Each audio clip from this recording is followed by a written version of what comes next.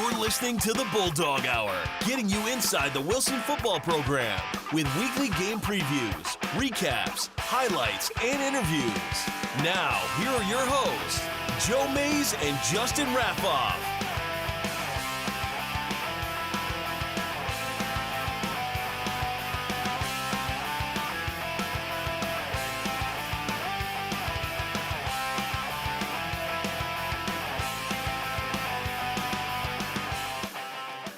Good Sunday evening, everyone, and welcome back to the Bulldog Hour. I'm Joe Mays, one of your hosts. Along with me is my co-host, as always, Justin Raffauf. It is a good Sunday evening. Yes, it is. It is the best Sunday evening because we get to talk about your 2024 Lancaster-Lebanon League Section 1 champions after the Bulldogs came out victorious Friday night in Week 10 against rival Manheim Township down in Neffsville. Justin, doubted all summer long into this season, and even at times during the season, there was no way that this Wilson football team was going to win Section 1. There was questions as to whether or not all the streaks would continue.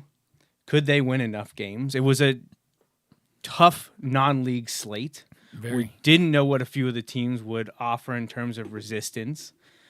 A huge graduating senior class. A lot of talent gone. A lot of young players needing to step up. Well, Justin, after Friday night, I think any and all questions that had been asked in August, September, and even into October have now been answered with an exclamation point. Yeah, absolutely. There were a lot of questions at the end of last year, a lot of questions through the spring, into the summer. And man, they slowly but surely kind of worked through those things and got to see the best, if not one of the best versions of this year's team on Friday night. And we say it often that this is where you want to be playing your best football. When you get to this time of year, that's where you want to be doing your absolute best. And so that's kind of where the Bulldogs were at on Friday night, which, hey, there's a lot of credit to go around, and that's kind of what the show's going to be about, at least a good chunk of it, kind of highlighting some of those things because there was lots of good things to talk about coming out of Friday, which and the season to this point, And the other part of the show will be kind of highlighting some of the things moving forward because the season is not over. No, the season is not over, and we have a lot to talk about. I know people are interested to hear about the district playoffs, the opponents, the other teams that made it, why some things worked out the way they did. We tried our best over the last few weeks to kind of give you foreshadowing or a forewarning of what we expected to happen.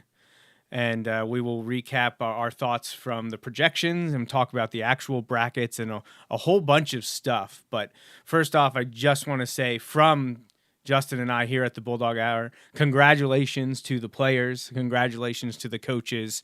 9-1 section champions. And I'm so very happy for this senior class, especially just because they had been doubted and they were the class that hadn't won anything yet.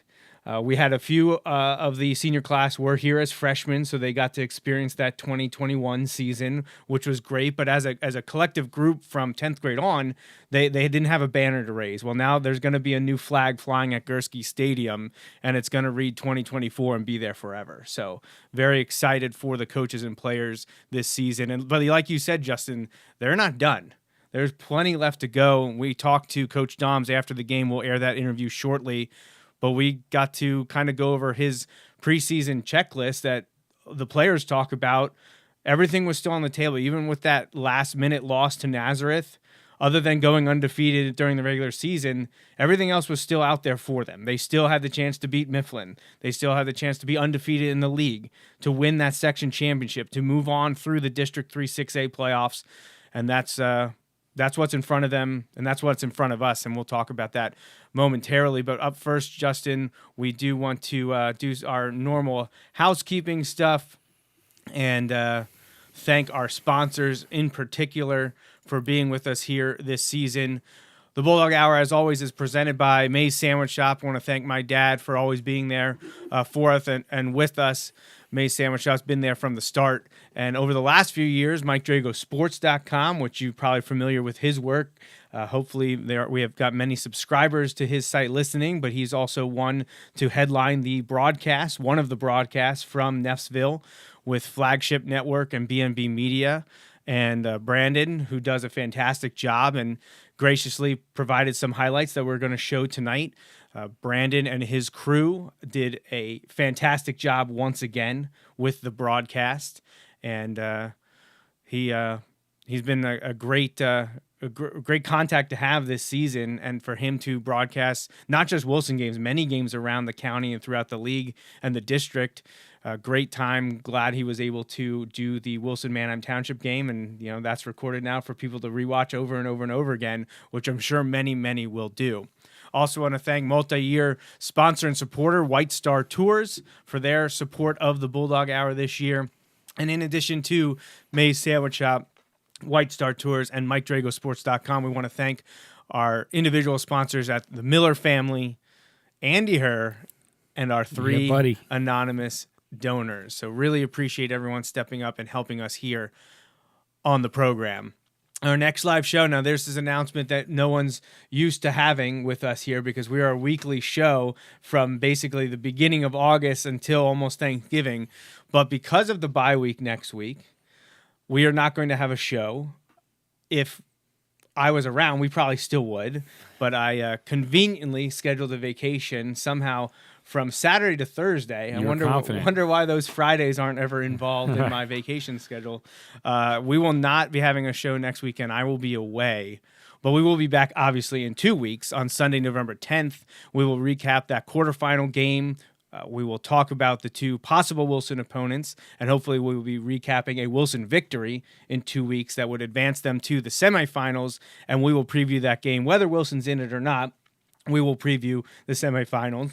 Hopefully, the Bulldogs will be a part of that. So 2 weeks from now will be our next episode on Sunday, November 10th, and that will be episode 16 of our 10th season. All right, so, schedule, Justin. I don't have anything else on here anymore because we're done with it. It's over. We made it. Yeah, we made it to the end. We are past the 10 given games are done and over with. We're on to the second season, but we do have to recap that last one there in the bottom right, October 25th at Manheim Township. And that was the big one. Everyone had been waiting for it. And honestly, Justin, probably since really that maybe even the Nazareth game. I would say the Nazareth game. I feel like in the car on the way home from the Nazareth game, I got the feeling, I was like, man, if we played like that against Nazareth, I was like, I feel like we should beat everyone until Township, and then we'll see, because we were still a long way off from Township. I'm we'll have to see how far we've come along, what happens at Township between now and then. But I kind of thought that. Now, that's not to say there weren't any bumps in the road. There were some. That Cedar Crest game was a tight one, and there were some goal line stands, and there were some interesting moments along the way, but they were able to get it done, and then week by week, get better each week, and then next thing you know, they were going 8-1 into that Week 10 matchup. Yeah, other than the Township game, Cedar Crest was the most difficult league battle. Yes. And that is one of the two teams we could possibly be seeing in just under 2 weeks. So the Falcons may get another shot. If they don't get another shot, it'll be the Black Knights who will get another already shot. Played, and they played us tough the first half when we saw them. So Wilson was able to pull away in the second half against Hempfield, but we'll see who comes out of the 7-10 matchup, which is Cedar Crest hosting Hempfield, and that the winner of that game will be Wilson's quarterfinal game. But we're not ready for playoffs yet. Let's recap. We'll have plenty of time for that. Right. Let's relish the Wilson victory over Manheim Township. Let me pull up the stats here on the drive chart so we can recap the game. I do have, again, courtesy of Flagship Network and BNB Media, highlights and clips from the broadcast. And Where's my drive? Here we go. Play-by-play summary. That's what we need. All right. So let's pull up. So Wilson started the game with the ball. The Bulldogs got the ball first. Monty started off with a return. So Wilson was able to put together a long scoring drive. It took, let's see, was it? It was 13 plays. 13 plays. So 13 plays for us to get to this moment here. Which is like and half of the first quarter. Right, yeah, for a long time. So probably one of the biggest plays on the drive. Probably first up was Maddox to Cam on 3rd and 11 to get it to a 4th and short, and then Wilson was able to pick it up on a Corell Aikens rush for 6 yards. Drive continued, and then on 4th and 3, you just saw there, if you're watching, and it'll loop around again, you're going to see Maddox complete a 20-yard pass to Christo Hunsiger. Again, this is on 4th and 3 right here. Ridiculous. He goes up over top to Christo, who uses his frame to go up and get it, and set Wilson up at the 1-yard line, and then the clip continues here, and you get to see Maddox toss it to Corell, who gets into the end zone. Christo's kick would be good, and Wilson would lead 7-0. Then the Bulldogs kicked off, and kind of what people thought might happen with the Township offense, they got things moving in a hurry. They forced Clancy down Wilson's throat early and often. He picked up 12 yards, 3 yards, 42 yards, and then finally a 5-yard touchdown. And all of a sudden, in just a few, 90 seconds, Justin, 93 seconds, 4 plays, 62 yards, and Township ties the game 7-7. The Bulldogs would get the ball back. They would move things for a few plays, but would end up stalling, and Christo Hunsiger would punt the ball to Manheim Township. And they would take over and end up running out the first quarter clock after a few plays. They would hold the ball for a while until some penalties forced them back. They actually had 1st and 10 at the Wilson 13 before they got a delay of game for 1st and 15. Then Declan Clancy rushed for no gain. 2nd and 15. They then had a personal foul, which resulted in 3rd and 30 after the 3rd and 15 play. Second 15 play was incomplete. They were 3rd and 15, then 3rd and 30 because of the personal foul. And that was when it was after. That was the personal foul, I believe. That was after. Right, it was a dead ball personal foul, right? So it occurred following 3rd down, not during 3rd down. Or no, 2nd down. It followed 2nd down. Followed 2nd down. So it went down counts. 3rd and 30. And then it is 3rd down. And then 4th and 30 incomplete. So they had 1st and 10 at the Wilson 13 and ended up not being able to get any points from that whatsoever. So Wilson took the ball at their own 33 and were able to get another drive together that would end in this fashion here with a beautiful scramble by Maddox Gruber, completing a wheel pass to Corell Aikens, 65 yards. Bulldogs break the tie, go up 14-7. Justin, this one was a huge swing in momentum because the defense had just given up ground again. Yeah. Held tight was helped by a mistake, undisciplined play by Manheim Township. Held on 3rd and 4th and long, got the ball back. Were unable to get much going on 1st and 2nd down. And then Maddox the Magician, right? That's his new nickname that came up from Coach Doms via Mike Drago. Maddox the Magician rolls out and finds a wide open Corell Aikens, 65 yards. Bulldogs score. Extra point is good, 14-7. And we'll let that one keep playing because it's pretty nice. Rolling your left like that. And as a right Well, it's also a great thing. Sometimes, on that, especially on maybe like the backside there, like sometimes receivers or guys will not finish the route. They'll think, oh, the ball's not coming to me or this. Well, no, Corell kept running and he ran into wide open space, and Maddox found it. So Township would be forced to punt on the next drive. Unfortunately for the Bulldogs, there would be an immediate fumble and turnover right back to Manheim Township. They would start at Wilson's 34, and again, so not quite red zone territory, though they would get there after a few plays. They would be set up at the Wilson 22 with the 1st and 10. They would then, Wilson would have an encroachment penalty, so a 2nd 5 from the 17 inside the red zone. Declan Clancy rushed for a yard, 3rd and 4. Then a short pass to Clancy, which is covered well by, among others, Maddox Gruber, forces a 4th and 3 at the Wilson 15. And what they went for it instead of kicking the field goal, and Wilson stuffed Clancy for no gain, and the Bulldogs got the ball back. So now we're set up for the Bulldogs to have another drive, and a drive they would. They started at their own 15. They got a nice 35-yard pass from Maddox Gruber to J.D. Carpenter.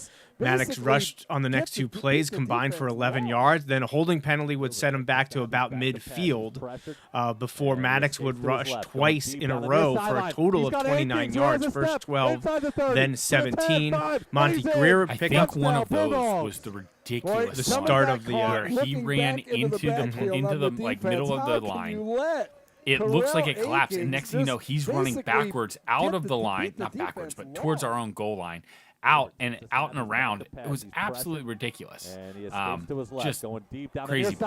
He's got Akings. After Monty Greer would rush for 11 yards to set up Wilson at 1st and goal, an incomplete pass to Christo Hunsaker would set up 2nd and goal from the Manheim Township 9, and that's where we would get this next flagship network highlight. And this is Maddox Gruber completing a pass to tight end Mike Glover for another Wilson touchdown. Wilson goes up 20-7. Again, and he's got him on the backside. To the corner of the end zone. Wow, only Glover could get it. Right. Glover, and the celebration ensues, and I'm not sure if it's part of this Look out for number 15 in the red zone. highlight or not, but see that the rest Township of the night. would actually he did a great end up job. being, Glover, I believe, called encroachment or Yeah, offsides so they on the get extra Glover bottom point. of your They get screen, called number for 15. offsides, Look at and I him don't as a know red if zone it- threat. Here There was a comes lot Greer of in movement motion. Gruder up back front, to pass. and then our guys moved. Thought he had I'm Glover assuming what momentarily. they Now he called was does, that they and he's got him on the entered, and then our backside. guy moved.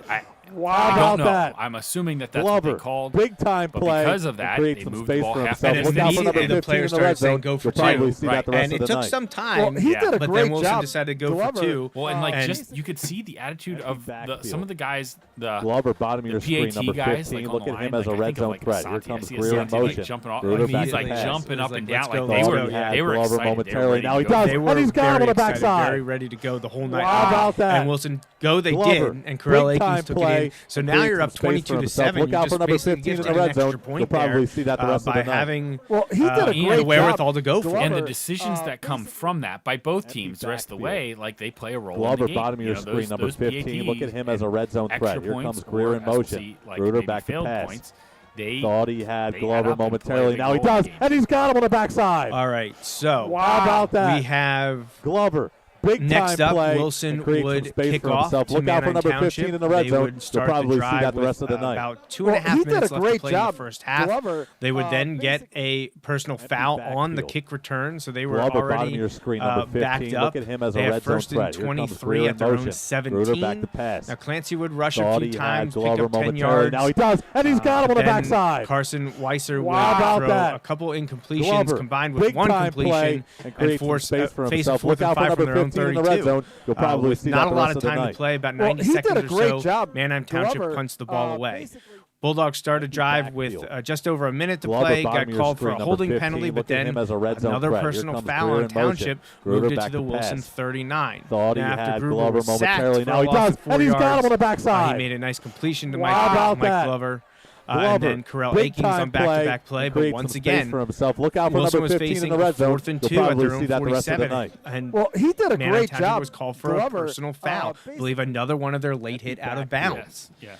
Glover, So bottom Wilson's of your at the screen, Manheim number Township 15. 38. Look at him as a red Now, zone threat. first Here and comes 10, not Greer a in lot of motion. time left, and Gruder they back decide to try to pass. throw it deep. And both Mike Thought Glover he had and Glover Christo momentarily. Now Hunsaker he were does, down and there, he's but got it him did on the not find the backside. hands of a Bulldogs Wow, about player. So that. Wilson would go into Glover, halftime up big time 22-7 play and feeling and pretty create good some space for about himself. the way Look out things for number were going 15 at in this the red point. zone. You'll probably Yeah, I see would that agree. the rest of the night. Yeah, they had to feel really good about the first half. It wasn't error-free. We had the turnover.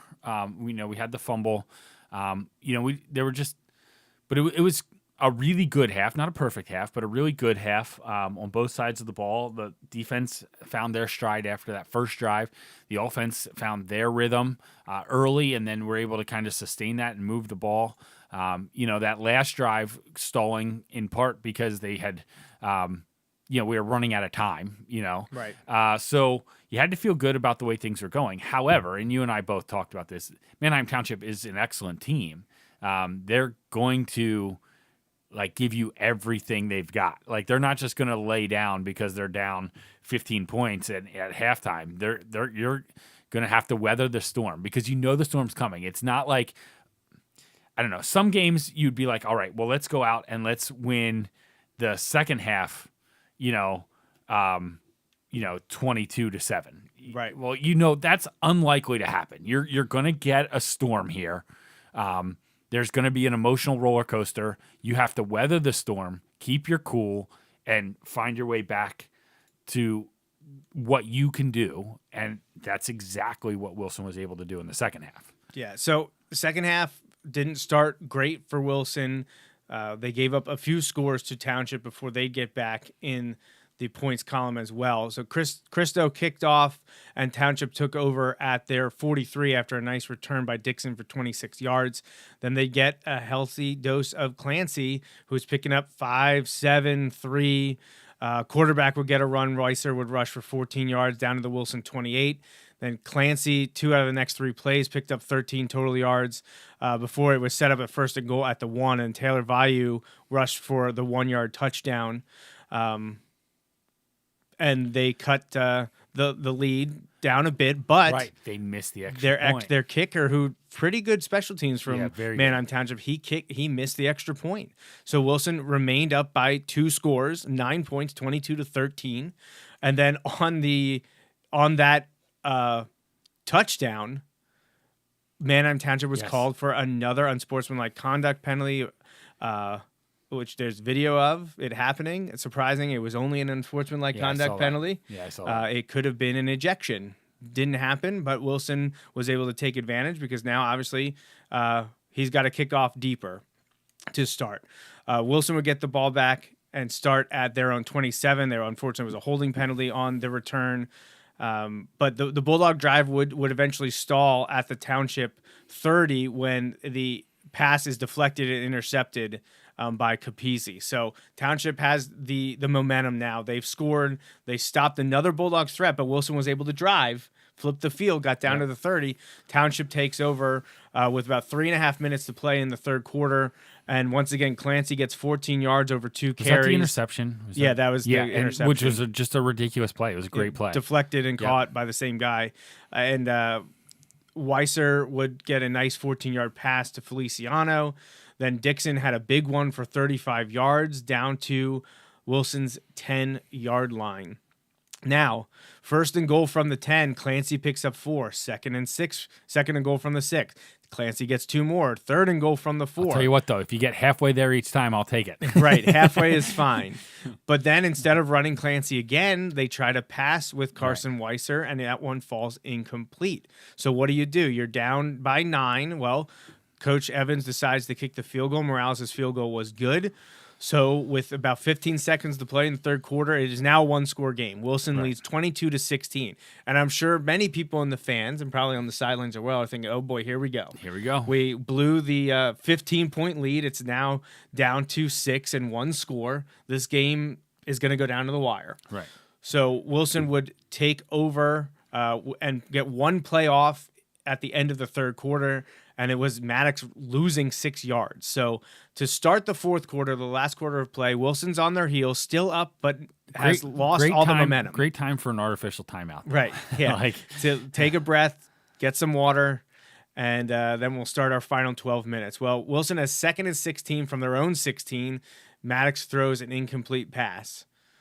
3rd and 16, Maddox throws an incomplete pass. So now you're like, well, you have to punt. It's 4th and 16 from your own 16. So it's time to punt. So Bulldogs are punting. He gets it away. Would have flipped the field.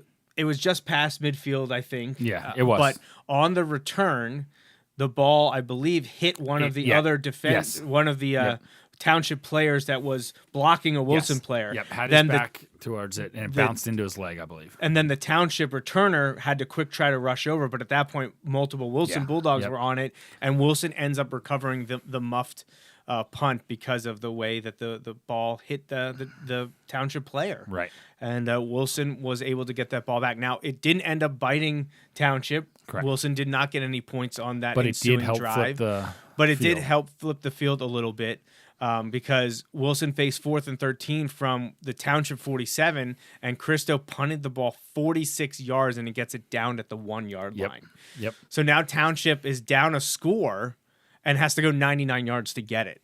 And we're just under 10 minutes to play now in the fourth quarter. So Township starts over. Well, what are you going to see? You're going to see Clancy. They need to get out of that part. Clancy gets only 1 yard on first down. He gets 4 yards on the next one. They're facing 3rd and 5 from their own 6, and Carson Weisser's pass is incomplete. So now Morales, the punter, has to come out from his own end zone. And he does get a decent punt off. It goes about 35 yards, but Wilson's going to take over at the Township 41 with 8:21 left to play. Of course, the Wilson drive starts with a holding penalty, so you got 1st and 20. Thankfully, they're able to get Township on an encroachment penalty, get 5 yards of that back, and then Wilson's able to get a rush from Maddox Gruber for 6 yards, and then a nice completion, which ends up being our next highlight. Just a ridiculous one, Justin. On 2nd and 11 from the Manheim Township 41. Gruber finds tight end on a delay, crossing route, deep route to Brady Klein, who was interfered with by the Township defender who wasn't paying attention to the ball whatsoever. I love Cristo just like pumping his arms in the air as soon as Brady catches it. Like he just was like, he just knew. So a pass 41-yard touchdown on pass from Manheim Maddox Gruber to Township. Brady Klein, and we'll let this one loop and play for a bit. I mean, he just But heaved it when the down ball's there. thrown up, I'm trying to watch this through my camera, see what's going on. From the 41. I'm thinking it's a 50-50 ball. Oh, yeah. Now, I couldn't tell. Pass. It looks like the Township Pump fake. defender isn't even looking. Like, he doesn't even know the ball's Deep coming. shot. No. Because He's he is got a man. running into Brady, It's Glover. who gets the ball and it's a just takes it touchdown in the for the end zone. And Bulldogs. they're in disbelief. right. Disbelief. Incredible. So Excuse me, Brady Brady did. Klein I on the think reception, someone and we said. have a Well, I don't know if it was in a penalty marker post-game down the interview field. or I think not, that was but gonna he was be doing his pass best Mike interference Yeah, Glover on impression. that was Brady. I think he said it to Yeah. multiple interviews. I think he says it in ours, but I think he also said it to some of the reporters there. So Wilson gets the they tried to go for 2 again Yes. to make it a Because- full right. 2-touchdown Perfect. Yes. advantage, but it fails this time. shot. So Wilson leads He's by got a 12, man. 28 It's to Glover. 16. And on the And ensuing it's a kickoff, touchdown surprise, for the surprise, Bulldogs. Manheim Township's called for another personal foul. Incredible. So Excuse me, it's Brady Klein on the reception, and we have a penalty Actually, marker that might down have on the been- No, field. no, I it think was that's gonna be no. pass It was the pass interference on interference Manheim Township. because we scored. Oh, okay. It gets tacked on to the kickoff. Well, no, but it says I mean, he personal just foul. heaved it down there. because it's a 15-yard penalty. So we'll see if he can Like, get I think back in that- on this I think drive. I don't that's think it. the Down pass 11 from the interference, you got to 41. decline that to get the touchdown. No, and no, motion, because we screen. scored. Gruber, It's a weird thing. Oh, Because we okay. scored, it gets tacked on. All right, I that's only news to know me. this because Deep I shot. was standing He's next got to a some of the man. coaches. Like, that's the Glover. only reason. Yeah, that's a new one. Yeah, Okay, it's a that's touchdown fine. If we for the didn't Bulldogs. score, I think, like, if we didn't score, well, then you don't. Excuse me, it's well, Brady Klein on you the decline reception. it because we take the result of the play. But because it was a scoring play, it gets tacked on to the yeah, it's weird. All right. Well, anyways, Cristo kicks off. It goes into the end zone for a touchback. Township takes over. 7 minutes to play, down 12. They start sort of forcing things, at least initially. They try a pass with Weisser, incomplete. Clancy does then rush on 2nd and 10 for 9 yards. So they face 3rd and 1 and 4th and 1, and This is where this Wilson was crazy. defense stuffs them Right. on 3rd and 4th and 1 with Clancy, who is a very tough running back. A So great running back. Wilson gets the ball at the Township 29, up 12, 5:54 left to play, and now you're just milk the clock. Yeah. Like, it'd be great if you could score again. And they were but doing a milk great job. The clock. Like Maddox was, and the line and everybody was just, they were not in a rush. They were going patient, out. They were calm, executing yep. it right. Fantastically Right. done. So Bulldogs take over. 1st and 10 is a 5-yard rush by Monty Greer. 2nd and 5 is a 1-yard rush by Monty Greer. And then on 3rd and 4, Maddox rushes for no gain. So now you're at the 23. You could maybe try a field goal, but then if you miss it, you give them Right, or better if it's field blocked or position. something. Right. Right. So it's 4th and 4. Wilson's going to go for it, try to extend the drive and milk more clock. And Monty rushes for 12 yards Yep. on 4th and 4 to set up Wilson at the Manheim Township 11 with 1st and 10. Greer then rushes twice in a row for 7 yards before well, really the nail in the coffin on 3rd and 3. I love the play. Maddox Gruber out of their short yardage formation. Gruber takes the ball after, I believe, a fake toss, fake handoff, and he wheels around, goes in for the touchdown with just a minute 37 to play. And That's great blocking. On the yeah, left side. it's Wilson goes up 34-16. Now, Christo Hunsaker's extra point attempt was blocked. The guy ran straight through. Yeah. Actually ran into Maddox on the hold, I believe. Yes. Yeah. But because he got the ball, like it was allowed. It was allowed for the So That's my anyways, guess. it's 34-16. There's 97 seconds to play. Things are looking pretty good at this point. Yes. So Christo kicked off. Wilson didn't end up getting called for a personal foul, but Carson Weiser throws a completed pass to Charlie Hill for 9 yards. He gets sacked by Cam Zulinger for a loss.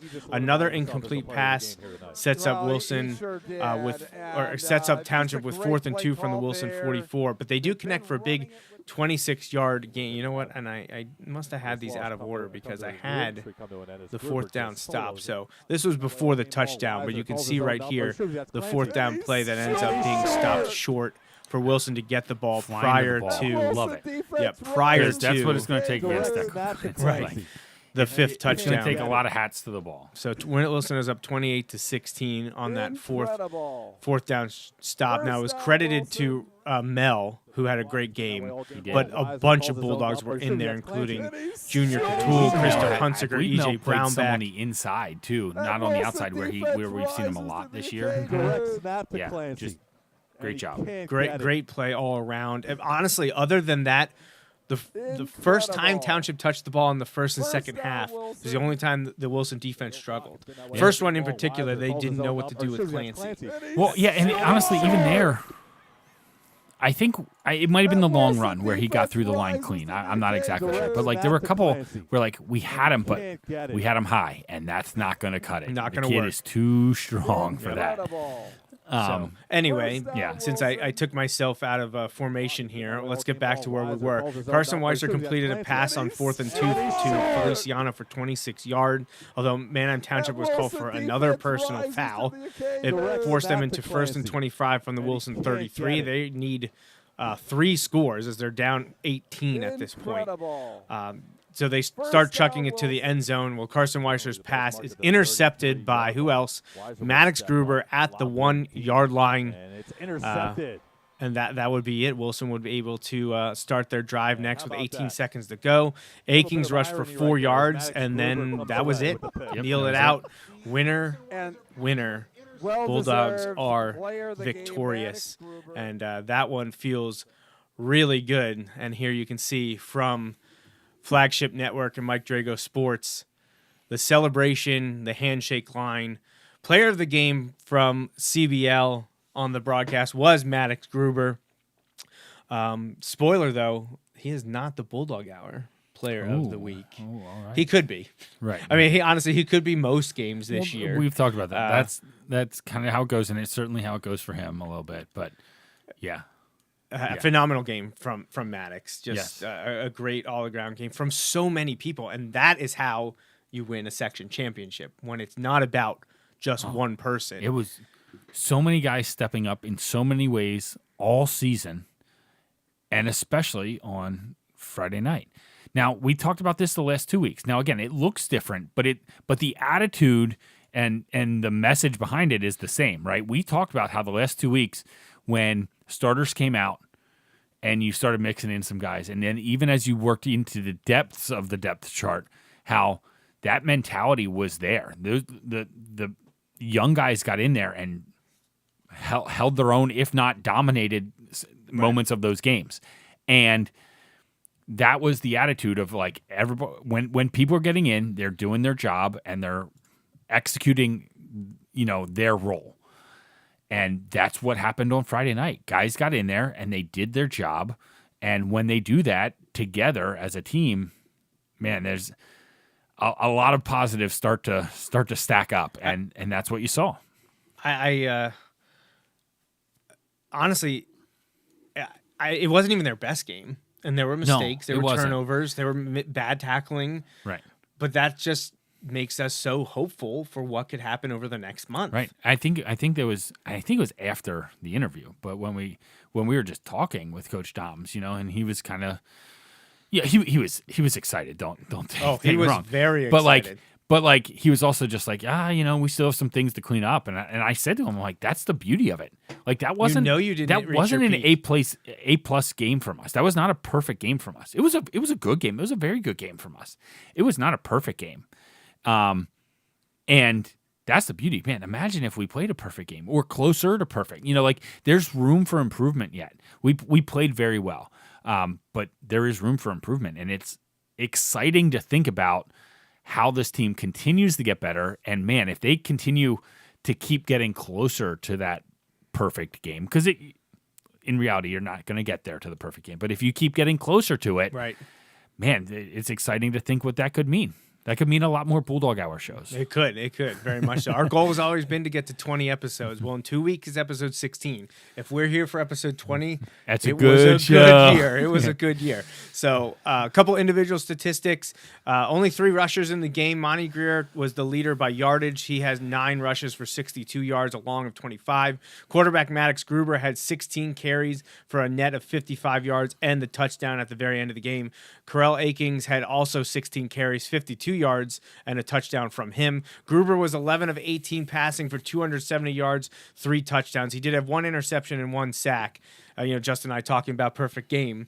No Right. sacks and no interceptions would be something that would Coach Downs would be and happy about. Right, we had the turnover on the handoff. The fumble exchange. So again, right? 2 turnovers in the game. If you would have told me there were 2 turnovers against Township, and I know they ended up with 2, but that last one being at the very end, Right. I would have been like, ooh, I would have thought we could maybe get away with 1, so. I think one of the impressive things so far this year, Justin, is that it feels like every single game, there's not a single focus in the passing game. No. Wilson had 7 different players catch a ball again. Akings led the way with 3 for 79. Obviously, the 65-yarder to break the tie in the first half was the big one, that touchdown. But Cam Zulinger had 2 catches for 17 yards. One of them was huge to take a 3rd and long to a 4th and short. Mike Glover had 2 for 13, including the 1 touchdown before half. Brady Klein had 1, but he made that one count, getting a 41-yard touchdown. Carpenter, we talked about already, set up one of the long drives with a 35-yard score. Hunsiger had the 20-yard catch to set up the first score at first and goal from the 1, and Eli Dean contributed a catch for 2 yards. So again, putting the ball wherever the defense will give you, what's right. available. Key passes, key receptions, great job all around there. Defensively, E.J. Brownback tied for the lead in tackles with 6, one of them for loss. Christo Hunsiker had 5, 1.5 for loss. Brady Klein had 4 tackles. Monty Greer had 3.5, including a half for loss. He also had 2 pass breakups. Junior Catul had 3 tackles. Cam Zulinger had 2.5 tackles. One of them was the sack. Maddox Gruber had an interception and 2 pass breakups. So Cam also was credited with a breakup. Corell Akings had 2 tackles and a pass breakup. Mason Young recovered the fumble. So on the kickoff, or sorry, not the kickoff, the punt. So all around, just great contributions showing. Across the board. Just so many people doing what they needed to do, just all up and down the roster, offense, defense, and special teams. But Justin, there was one person I didn't mention at all. I know. Didn't I know talk where this is about going. it in the highlights because we didn't really play, other than the 4th down stop. We didn't play any defensive highlights. I thank Brandon from Flagship Network for sending those along, but I told him just They did send me it. the touchdowns. They did an awesome job. Send me the celebrations, because last time when he did the Mifflin game, he sent me like 12 or 13. And I'd love to have them, but we only have so much time on the show. So, but there's someone we didn't mention at all, and honestly, he stood out to me immediately. I texted you about him during the game, Yes. and then Coach Doms mentioned him brought to him up us to us, yep. immediately as well. So if you haven't figured out who our player of the game is yet, he tied for the team lead in total tackles this week at 6, but was a key cog in stopping Declan Clancy. Not exactly something you want to say about a safety, No. being the key cog in stopping a stud running back, but that is the way the defensive game plan was set up. So our player of the week is junior defensive back Chase Herb, who was singled out by Coach Doms as being the guy to help Right. them stop Clancy because he essentially was shadowing him. Yep. Where Clancy went, Herb went. And I texted you in the first half already. I was like, Herb is flying around. Yeah. He is sticking his nose in every time Right. Clancy Right. is on a well, rush. see, the thing is, that first drive, he hit him like, a little further back, but that was good. Township was getting what they wanted on that. But after that, Herb was making some of those tackles, but it wasn't 10 yards deep. No, it was like, up at the line of scrimmage. it was like 3 to 4 yards upfield. Right, Like your right. safety's making the play Right. at the closer to the line of scrimmage. Yeah. Yeah. Starting at 10, 12 yards because Yep. he's seeing Clancy and boom, there he is. So great defensive game plan all around, worked to a T. Team adjusted when they needed to, but also the gang tackling. Fantastic. 4, 5, 6 guys on Clancy at all times. Because that's what it's going to take. And he's a phenomenal running back, quite possibly the best all-around running back we've faced all year. Maybe Yeah. not the fastest, maybe not the biggest, but the combination of speed and absolutely. size Absolutely. and toughness, Yep. Clancy is that to a T. Kid, you could see it every time. The kid never goes down on first contact. Very and rarely. And turns his feet And forever. that's why you could see Brownback, Hunsaker, Klein, Catul, Zulinger, Gaston, even Maddox and Monty coming in Right, from DB spots to make play. I mean, just the picture I have there of Herb up high, Carell's right there, and I'm not even sure if that's Christo or Cam there at the bottom, but so many people flying to the football, and that's what you have to do. And the kids did it. They Yep. got it done. Props to them and the coaches. This was not a perfect game, No. but the game they needed, and they Right. got it done. So congratulations to first-time winner of the award this year, Chase Herb, from us. I know Maddox Gruber got the award from the broadcast. I think there were many people we could have gone with, but Yeah. it felt with the way that he played with reckless abandon to stop Township's key guy. Chase Herb was our guy this week. So team statistics, honestly, were pretty even. First downs, Wilson led 19 to 15. Rushing yards, 169 to 154, favor Wilson. Passing, 207 to 158. Not much, a huge discrepancy. Wilson ended up having 64 more yards than Township. Time of possession, not too far off. Wilson ended up with the advantage at 25:07 to 22:53. Neither team was great on third downs, but Wilson was 3 of 3 on fourth down, whereas Township was 2 of 5. Wilson was 3 of 3 in the red zone, and Township was 3 of 5. Both teams gave up a sack. Both teams missed an extra point, but Yeah. that's it. That's what I got to say. Right. That ends up giving the Bulldogs their 33rd league title. That's all leagues that Wilson's been a part of. Their 30th Lancaster-Lebanon League title, and their 29th Section 1 title. Got that one Section 2 title from 1999. Otherwise, they've all been in Lancaster-Lebanon League Section 1. So, yeah, Justin... Just absolutely crazy. It's just great. Just fantastic. But before we move on and preview playoffs, let's talk to some people, that had a huge hand in the Wilson victory on Friday night. And the players we grabbed this week are the offensive line, as well as blocking tight end, Brady Klein, who found himself pulling a Michael Glover and getting into the end zone. So let's talk to some Wilson players excited to win the 2024 LL League Section 1 championship. All right, we're joined post-game now with a whole host of Bulldogs tonight who are now LL League Section 1 champions. Guys, how you feeling right now? Hey, 9-1 on the season. We heard once again that they didn't think you could do it. Not only could you not win the section, they weren't sure if you could win enough games to keep the streak alive. And here you are, ready to go, rolling into the playoffs. You just came to Manheim Township, beat them 34-16. What was the main reason you won tonight? What do you feel you took out of this game? So Dom's been saying it all week. They had however many starters back, we have about none. We're hungry? They're not. Hungry dog always wins. And we came out and we punched them in the mouth. They haven't been punched in the mouth all year. And you saw what happened. They had no idea what to do when we came out and attacked them every single play. We owned them. Granted, they had a couple plays, but obviously scoreboard shows we had more one plays than they did. When we come together for them, they just can't handle us. They didn't know what to do. We are a unit. We doubted us all season, and I mean, these guys, the rest of the team, everybody on the team, we're all family. You can't take a family down easy. We wanted it more. Got the O-line here, parts of the D-line, some blocking tight ends who got into the end zone tonight. Brady, take us through Oh my that God. touchdown. That play has been designed for the last 2 weeks. Got it. I looked, I was like, I had no idea where Maddox was. And I saw the ball underthrown. I was like, all right, I got to be Michael Glover. And I got it, and then he just fell, and I was gone. And then you're off to the races, put the game out of reach. It was a great night for everyone all around. Really, everyone came together as a team, and you guys have been harping on it, that it's not about the individual, it's about the group. Offensive line group, defensive line group, offense, defense, special teams, everything was clicking tonight. And, you know, I don't have a lot to say. I'm overwhelmed to hear what all the people said about you entering the season, and for you to be here, guys. I'm super proud of you all, and I just want to congratulate you from Coach Raffauf and I as well. Congratulations on a great season. Someone picked you today. That was this guy. All right.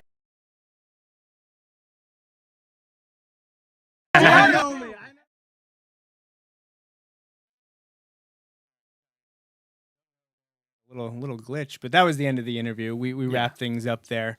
Apparently my computer didn't like the last few seconds of the interview, but we didn't ask them a lot. We just kind of wanted to celebrate with them, congratulate them on a job well done. Yeah, something that many didn't think could happen. They went out and did it. So that was their chance, and wanted to give a spotlight to the offensive line, who's always so important in any victory. So wanted to make sure we talked to that group. So we got 6 offensive linemen, so we could get Junior and Cam in there together, and then invited Brady because of, well, he's a blocker too, but wanted to talk to him about that touchdown. So, all right, we did also speak to Coach Dom, so our last thing to wrap up the victory against Manheim Township will be Coach Dom's interview, and hopefully this one works as designed. Here we go. All right. Well, we're back here on the Bulldog Hour with Wilson football head coach Doug Doms. Coach, that one's got to feel really good. That one did. I mean, you're going against a veteran team. Their whole offensive line's back. Their 3 are back.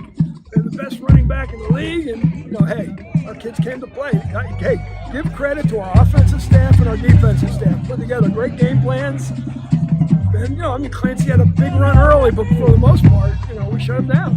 What stood out to you with the coaches this week game planning for this game right here? What did you think you could shut down or take advantage of to come out on top?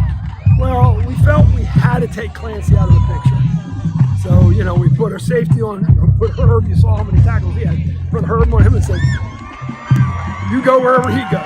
And I mean, he made quite a few. I don't know how many tackles he had, but he had a bunch. I can tell you in a second. And, you know, that was big, because without Clancy, they become one-dimensional.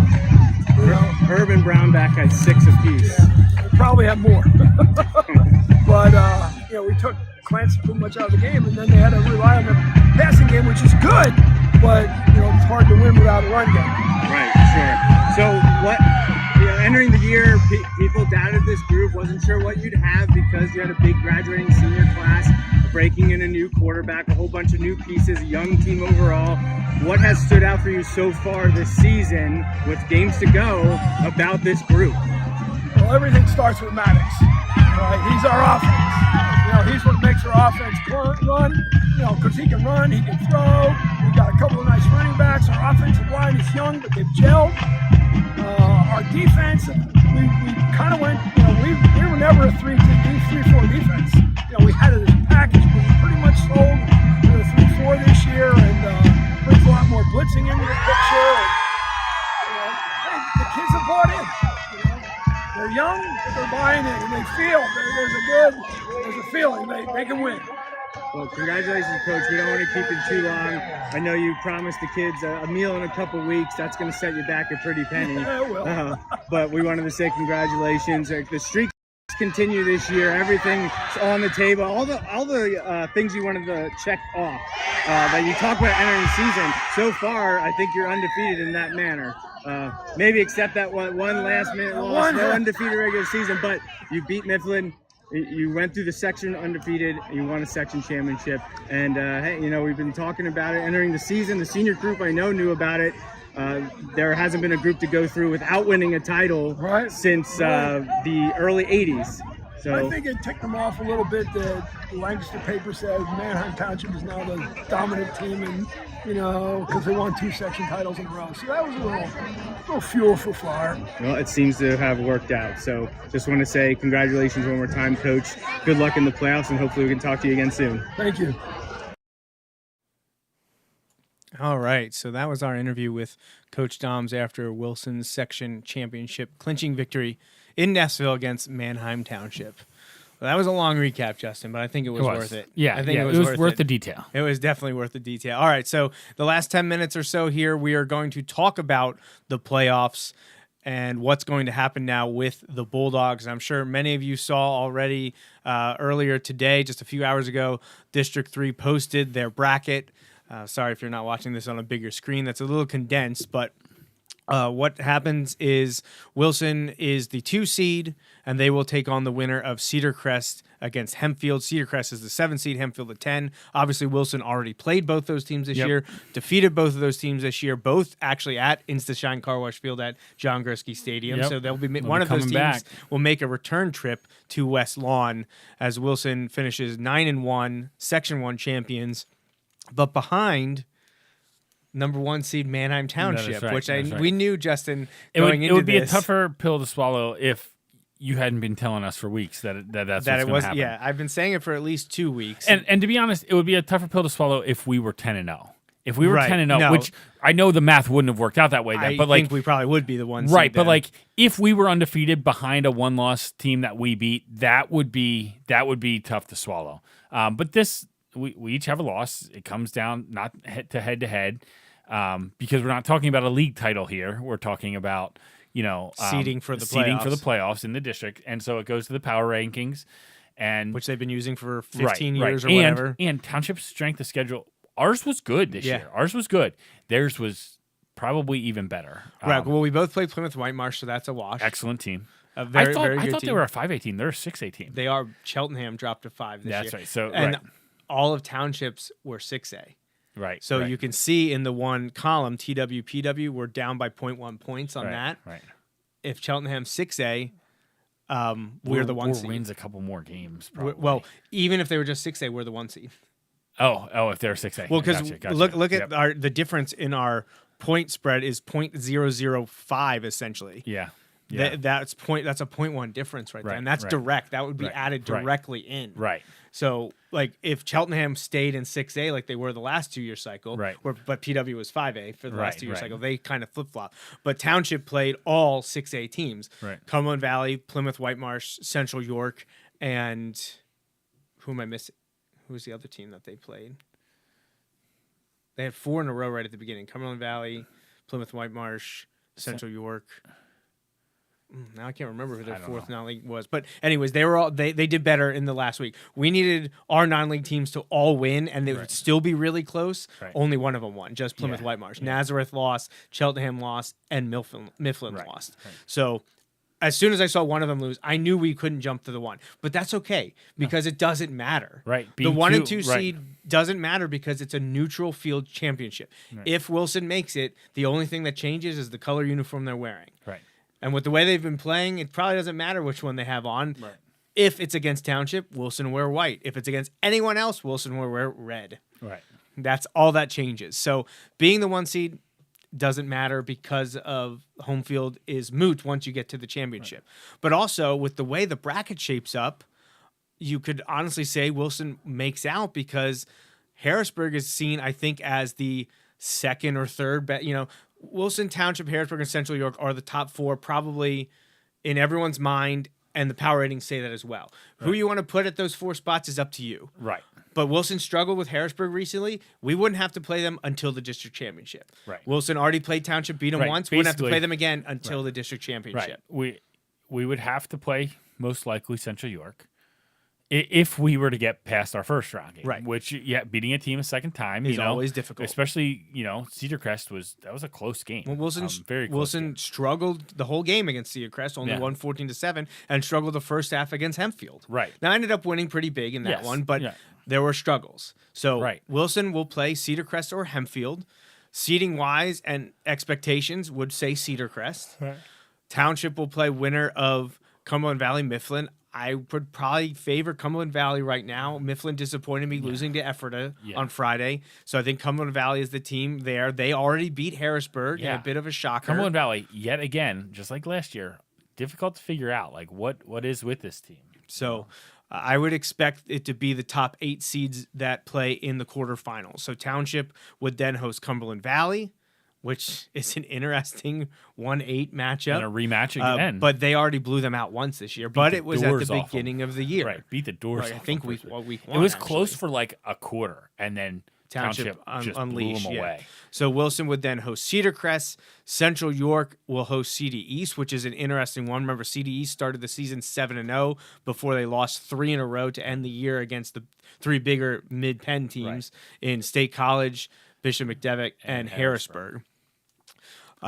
So CD East at Central York is a very interesting one. And it stuns me that CD East, and I've mentioned this before, isn't the Week 10 matchup. It had been in the past. It had been, but for the last few years it hasn't been. Right. So Wilson, should they beat Cedar Crest or Hempfield, would end up playing the winner of the Central York CD East game, and it would be at Wilson. It would be another game at Gursky. Then Harrisburg-Dallastown is an interesting one too. Sure, everyone favors Harrisburg in that, but Dallastown's had the strongest year that they've had in a long time. Their only loss is to Central York, I believe, in overtime by a point. 28-27, about just past the midway point. So Dallastown, Central York have already played a neck-and-neck game. Dallastown gets to go to Harrisburg, I'm guessing, on Saturday, November 9th, to determine what will be the last game to figure out who's moving on in District 3 6A. So no game this coming Friday for Wilson. A game the following Friday, November 8th, against the winner of Cedar Crest against Hempfield. And one thing, Justin, I just wanted to throw up here was the final power ratings versus my projections. And we've been using these now for the last 2 weeks. They changed a little from after Game 8. So what I'm showing here is after Game 9, before Game 10. And you can see the projections were pretty accurate. Now, why is Wilson's power rating a little lower in real time than versus my projection? Well, because I had predicted Mifflin to win. Right. So, but Central York still ended up in the 3. Harrisburg was the 4. Dallastown the 5. CD East the 6. Cedar Crest the 7. And, of course, Mifflin and Cumberland Valley are flipped on my projections because I had Mifflin winning. So that really hurt the Mustangs. The loss to Ephrata didn't knock them out of the playoffs, but it knocked them out of hosting a game. Yeah. So that's unfortunate for our crosstown rivals. But then again, for the last 2 weeks, I've been telling you, Hempfield would make the field and would make it comfortably, and that's exactly what happened. So the projections, math is math. It works out the way it should. Yep. And a couple games here or there that I didn't predict correctly didn't change all that much, outside of apparently having too much faith that Mifflin would be able to win in Game 10, which they did not. You know what? They made it, so they've got their shot. They got the shot against Cumberland Valley. It could be an interesting game. I don't know that they have played a whole lot, Cumberland Valley and Mifflin.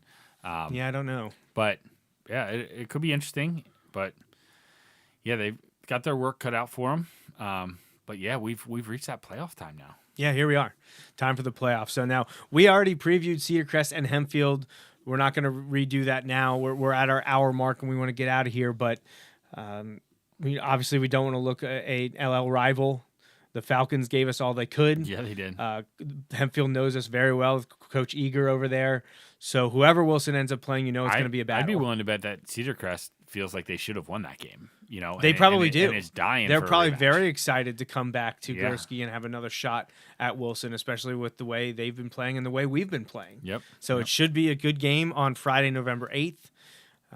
But congratulations once again to the Wilson football team, this 2024 group, the players, coaches, phenomenal job to date so far, with a lot left to go in front of them. Big things still on the horizon. Wilson has not won a district championship since 2016. Okay. Did get to play for one in 2021, fell to Harrisburg. No better time than now, right? But yes.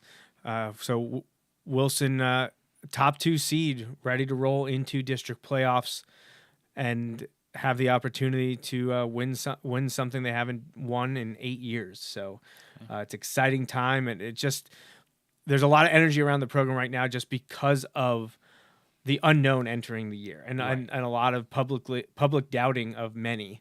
So this just has been really great, and winning the championship is what you want to do. They got that first one, but now even bigger prizes out there, and hopefully the team is up to the task and can get 3 more wins, which then you're in the state semifinals, which is always crazy to think about. Yeah. Then you could only possibly play in 2 more games after that. But a lot to go before we get into those discussions. Take care of business in 2 weeks, just under 2 weeks, against either Cedar Crest or use this time to get healthy, all that stuff. We had a great talk with some of the training staff this past week about some of the players, key players, like going in and doing what they needed to do, working well with the trainer so that they could maximize the recovery and get back out there for this week and be a big part of it. Yep, all credit to Kieran and Kyle and their group of student athletic trainers and volunteers to get the players righted and ready to go. Yep. And huge impact on the game Friday night. So, all around great team effort in every way you can possibly determine what the team is. All right, Justin, anything else to say before we get out of here? No, just make the most of the bye week, get good practice, stay focused, use a little bit of extra rest, and then next weekend, once we know who our opponent is, time to really hit the ground running. Let's go. Absolutely. So, again, we do not have a show next Sunday. The team doesn't have a game. I'm on vacation. So no show next Sunday, but we will be back, obviously, in 2 weeks to recap Wilson's quarterfinal playoff game and preview who's ever left to play in the District 3 6A semifinals in 2024. So that's it for episode 15 of the Bulldog Hour's 10th season. For Justin Raffauf and the entire Wilson football program, I'm Joe Mays, and until next time, remember, go Bulldogs.